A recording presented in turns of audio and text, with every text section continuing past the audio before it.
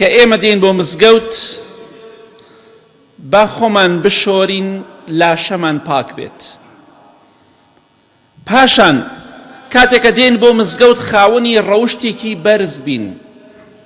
یەکێک لەو شتانەی کە پێغەمبەری خوا صلی الله علیه وسلم ڕێگەی پێ نەداوە لە ڕۆژی جومعەدا ئەنجام بدرێ ئەوەیە کەسانێک دەبینیت کاتێککە دێن بۆ مزگەوت تاخیر دێن بۆ مزگەوت، بەڵام بەسەر شان و ملی خەڵکا خۆیان دەکوتن بۆ پێشەوە.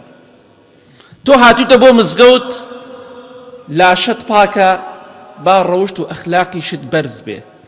هاتوویتە بۆ مزگەوت بۆ جومعە بۆ ئەوەی گۆڕانکاری لە ئیمانە دروست بێ، بۆی لە دینی خوا شارەزابی، بۆی ئەو فەرزە گەورەیە لەسەر شانی خۆت لابەری.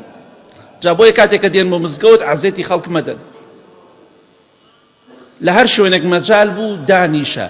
لە پێشەوە بۆشاییەک هەبوو زانیت عەزێتی خەڵک ئەدەی مەڕۆ، چونکە پێغەمبەری خوا صلی الله علیه وسلم لە حەدیثێکی صحیح تەرغیب هاتووە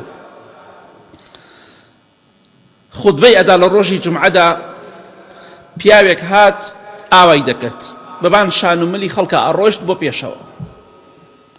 کاتێککە خۆشەویستی خوا صلی الله علیه وسلم لە کاتی خوتبەدا ئەم پیاوەی بینی بەبان شان و ملی خەڵکە ئەڕوات تاخیر هاتۆ دەوێت لە پێشەوە نوێژکات، فەرمووی ئیجلیس فقط ئاذەیت وئانەیت، دانیشە، هەم تاخیر بوویتە هەم عەزێتی خەڵکیشتدا.